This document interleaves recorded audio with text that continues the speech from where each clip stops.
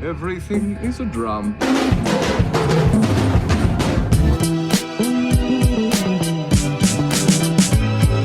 Hey! What's up, everyone? Adam from FWCI. This is Mortimerian Tales. Bob Mortimer on Would I Lie to You? Now, I know there's two parts to this, and I'm going to break this up into 3 separate videos on this channel. So this looks like it's going to be a lot of fun. I'm still understanding all the rules around this show. I've always enjoyed Mortimer's work on Taskmaster UK, and he is a very interesting dude. I've watched a couple of his Would I Lie to You stories earlier in the year, and I did the one where there was a witch in his neighborhood, and the other one was where he blew out all of his teeth eating a Kit Kat. So that's all I've seen of this, and everybody in the comments was like, you gotta watch Mortimerian Tales, so that's what we're doing today. But if you want to watch a full-length, uncut version of this reaction, go to patreon.com/FWCI. $5 dues a month is all it costs, and parts 2 and 3 will also go up there in the same format as well. The YouTube version will need to be edited down for copyright purposes, but the Patreon versions, have at it, because I'm going to let you guys watch these reactions with me in real time and see my reaction to the entire clip. So let's jump into it. This is Mortimerian Tales, Bob Mortimer on Would I Lie to You? I once set fire to my house with a box of fireworks. David Mitchell's Was this on purpose? It was done out of ignorance. So are these all going to be truth? Or I'm going to try and guess if these are lies or not, but I'm guessing they're called Mortimerian Tales, so my guess is that they're all absolutely true, which, I don't know, we'll see how this goes. That sounds exciting. Standard fireworks. Yeah. A normal level of excitement will be endangered. But it says standard, but then it's... Well, that is standard for a firework. Not suitable for indoor use. Which, at that age, makes you think, that means they're okay. Could you just not read the word "not" when you were obeying? Not brand food. It's not for human consumption. I don't know who that guy is, but he's funny. He's on Peep Show, wasn't he? And I carried the box of fireworks now beginning to light into the kitchen, and I threw them into the kitchen. The kitchen of all the rooms is the most suitable for fireworks. Then I went back into the living room. Unbeknownst to me, I dropped one. It sounds to me that if you're on your own at home at 7, your mum's pretty laid back anyway. I don't think it happened. I don't understand what he means when he says he dropped one. I guess... that does make sense, actually. Maybe he did. She said, son, will you sit here and look after these fireworks? She called the fire brigade. They fired their water hoses throughout the house. Yes. Ruining it. Even the rooms where there's no fire. Not ruining it. Yeah. You do know that before they put out fires, it's already ruined, don't you? Lee. You're making this house all wet. It was lovely and warm. It's in a family of 4 children, and we were homeless. Where? Come on, keep it light. How much of the house did the Inferno claim? It's gone. Entire house The gone. whole house gone. Really? Yeah. What? And now, don't you feel stupid for saying standard fireworks? Yeah. I tell you, Really? Local press. Because they came to the house while it was burning? Yeah, you know, they're their hats on, trilbies. With those little bits of paper in the Were they called things like Scoop McLean? Ron Waffle. It was either him, the other ace reporter on the Gazette was John Caramel. It was one of them. What? Caramel and waffle? What are you talking about, Mortimer? Nah, bullshit. Until we heard about caramel and waffle. I think he thinks he's telling the truth. I was going to say I want it to be true, but that sounds really horrible. I think it might be true. Well, I think it's true. I'm with you, Richo. I was telling the truth. Fuck! Okay, I've never set off fireworks inside a house, but I do remember once, I don't know what the hell I was thinking, there was like a candle on this like little corner part of this like lounge suite we had, and the candle was on for some reason, even though it was the middle of the day. And I was like, oh, you know, it would look good if I got a bunch of like tissues and like put it around the candle to like, kind of like, you know, like this kind of thing. Like, ooh, they're all like sticking up, and you know, like, oh, like it's all like a big artistic fucking display. And they caught on fire and they burned a part of the couch, but it wasn't too bad. It was pretty. But I think I just grabbed water and was like, ah! And it was fine. But anyway, let's jump back into this. Police once ordered me to leave town, unspecified, because I was frightening the locals. David's team, what do you think? Could you give us some context? Yeah, absolutely, 100%. You know what? Without any thought, I absolutely 100% believe that Mortimer did something weird enough to scare a bunch of locals. 17, 18, that kind of age. And A numerical age, that kind. Rather than iron or bronze. This guy's fucking great. I was with two friends trying to get... Hey, get your age. If you're at the Logan Botanical Gardens... Well, there's a lovely view of the Gulf Stream. No, but you can see the effects of the Gulf Stream. You know, it's like a tropical gardens, and so you in that way you sense the influence of the Gulf Stream. Fucking hell, Mortimer. If you're going to a gardens, why would you wear a mask? Ah, well, here's the thing. That's a perfect question. Yeah. Just before you answer it, have a minute. We were travelling in a Morris Minor, and we were sleeping in the car. There was three of us. Where? Bro, these things are tiny. Steve, by the way. He was... Have you just called Steve, by the way? He was. Steve, by the way. Steve, by the way, as in incidentally. Yes. Didn't have anywhere to sleep when we were sleeping in the car. Right. They'd been given us by Harry Harriman's mum, yeah, to keep us warm at night because of the heat. What? This is the biggest load of bullshit I've ever heard in my life. Yes. They were just old men's masks, but they were to keep us warm. Fuck off.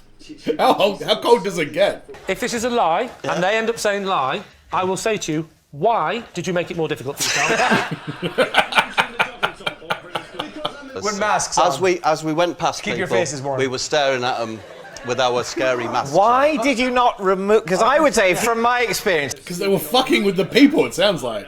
Take the latex mask off for the next day's drive. Yes, and not to mention how it helps being able to see where you're going. As we came out of the shop, I was grabbed by a policeman, and it was a sergeant, by the way. Sergeant, by the way.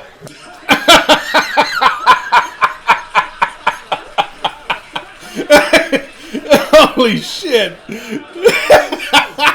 So presumably then they released you? Sergeant, by the way, followed us till we were out of the city limits. So that's my story. It's quite a holiday.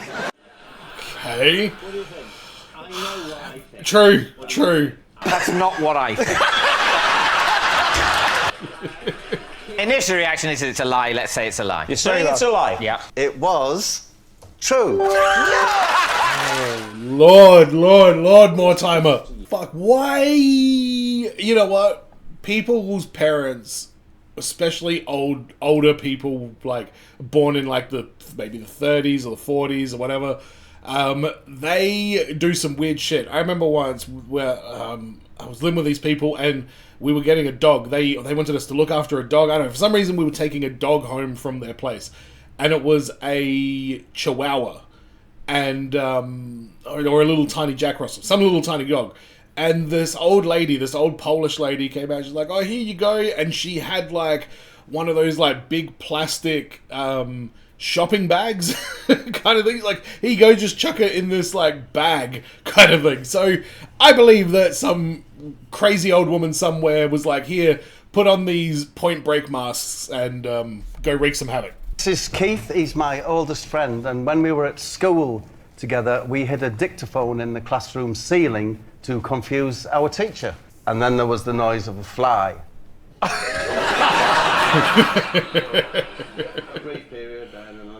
So why is the friend here? What's going on here?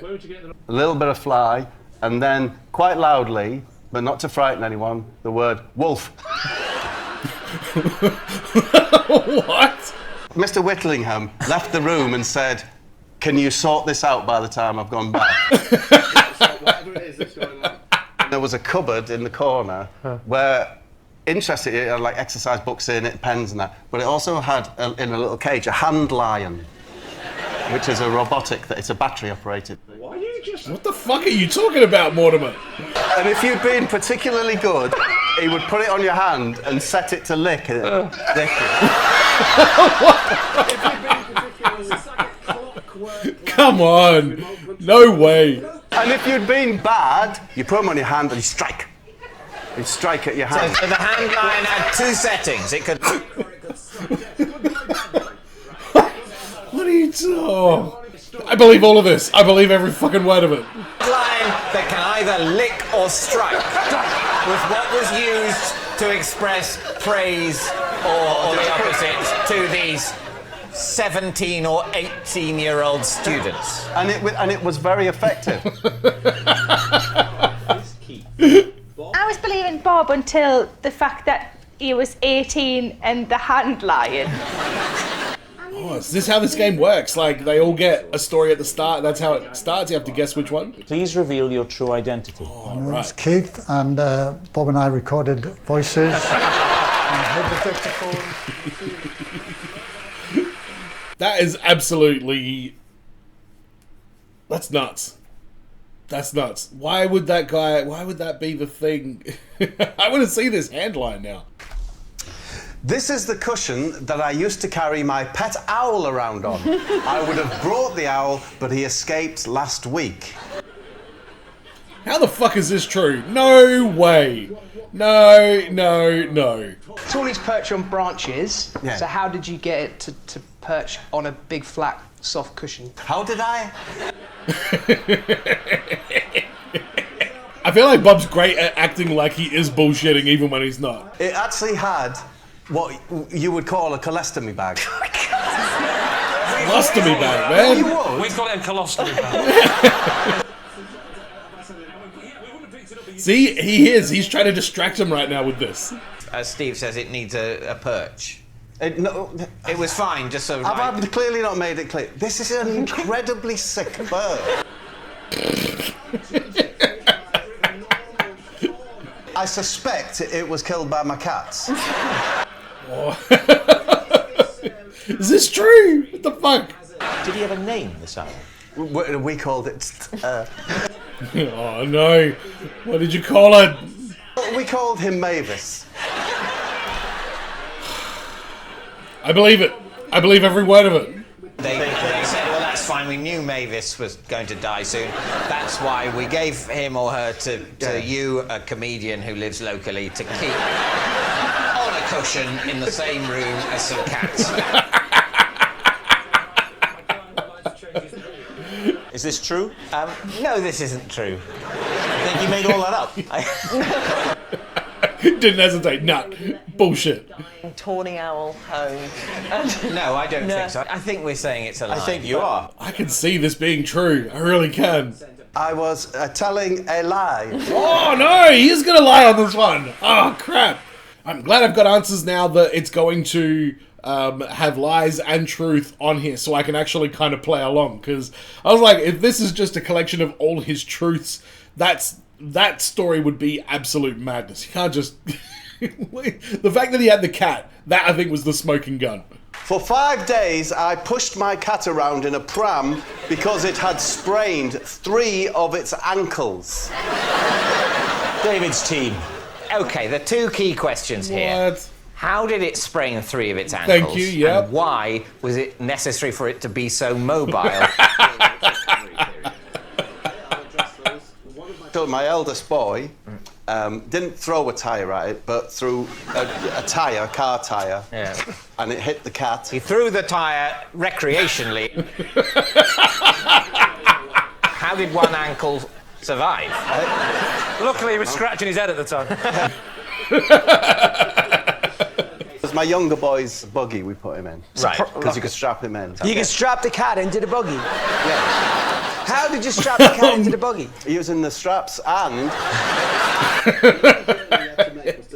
Why the fuck don't you just pick him up and carry him to the litter tray? Strap him in. Strap him in. Tip him in. Why didn't you just carry him? Thank you, whoever you are that hosts this show. He would insist on trying to walk, which we knew would make his ankles worse. You couldn't stop him walking, but he would consent to be strapped into a buggy. Thank you. Its name was Goodmonson. It was a... What? Never ask Bob the name of anything. David, what are you thinking? What do you think? Oh, he's lying. Oh, I don't know about this one. It sounds like bullshit. Why wouldn't you just... Yeah, like... So what's it going to do when he's not in the pram? You know what I mean? Did he stay in the pram all the time? Because that's fucked. I hope for Mortimer's case, this one is a lie. Lying? Yep, lying. Truth or lie? I am telling a lie. Oh, thank God for that. Whew.